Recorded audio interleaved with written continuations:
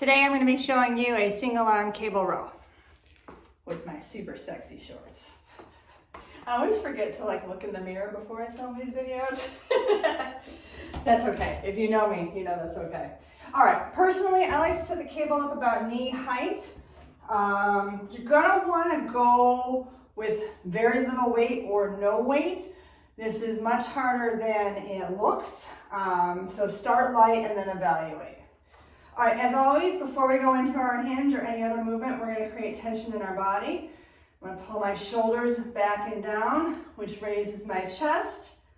I'm gonna make sure my hips, my pelvis are underneath my rib cage and not sticking back or dumped forward.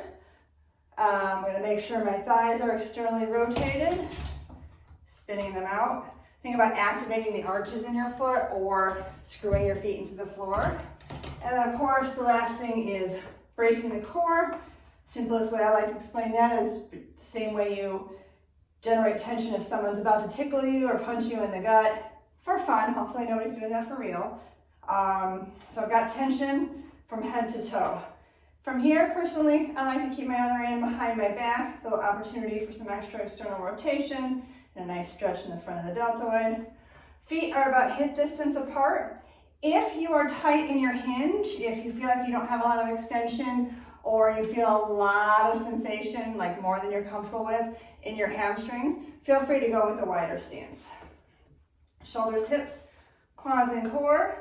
I'm going to push my hips back as far as they'll go, which lowers my chest down as far as it will go without compromising my spine. From here, this is coming right underneath my heart area here. My elbow is soft. I'm holding this in my fingertips. I'm going to take a nice big inhale. I'm going to pull out. Exhale as I return. All right, so let's talk about a few things. So to make sure we're in control of the cable and the cable's not in control of us, notice how slowly I'm going and notice how I hold the end range for 1 second there. And I pause for 1 second here to make sure that there's no momentum and I'm not just going like this. All right, secondly, let's talk about position. We're trying to work the rear delt here. So in order to pinpoint that, we want to make sure that the arm is going out to the side versus pulling back or even coming too forward. Actually, forward would be better than back, but we don't want to be going back here.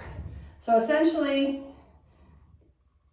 I'm coming out in kind of an arc, and in the end range position, I have shoulder, then elbow, then wrist. My arm is not stick straight out to the side. The elbow is soft and allowing for this nice curve here.